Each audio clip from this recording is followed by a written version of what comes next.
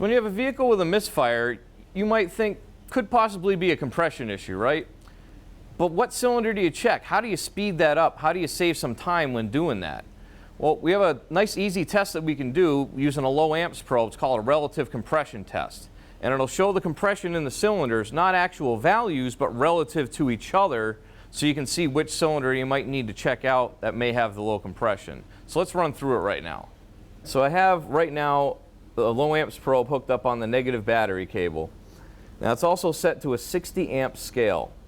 Any low amp probe is going to set up a specific amount of voltage depending on an amp. So this is 10 millivolts per amp that this thing puts out for each amp that it reads. So I actually have this set on a voltage setting, not an amp probe setting, because all we're really looking for is what the pattern looks like.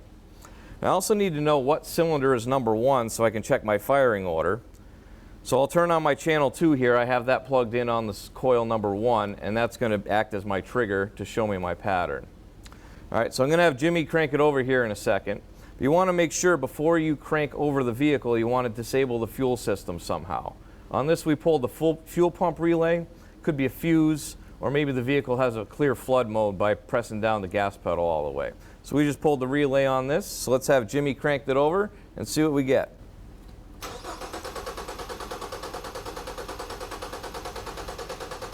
All right. Looks good. Let me scroll back here a little bit. There we go. So there's a nice pattern here. So if I can take this, put it there, there's cylinder 1 firing right there, and there's cylinder 1 firing there again. So we can see we have 4 different compression events on the screen there. So now let's pull a spark plug and see what a bad pattern would look like. I got it recording again, so let's have Jimmy crank it over.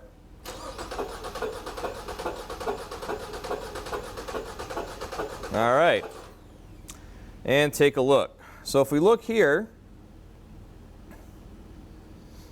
so it's 1342 is the firing order, and we'll see right around here, there's a whole cylinder missing right there. So we have a peak, a missing peak, and 2 other peaks. So if you were taking a look at this on a vehicle that even had maybe a little bit lower of a compression, you could see relative to each other, one will be lower than the other or one will be higher than the other. So it's a really quick, easy way to at least narrow down what cylinder you're trying to look at.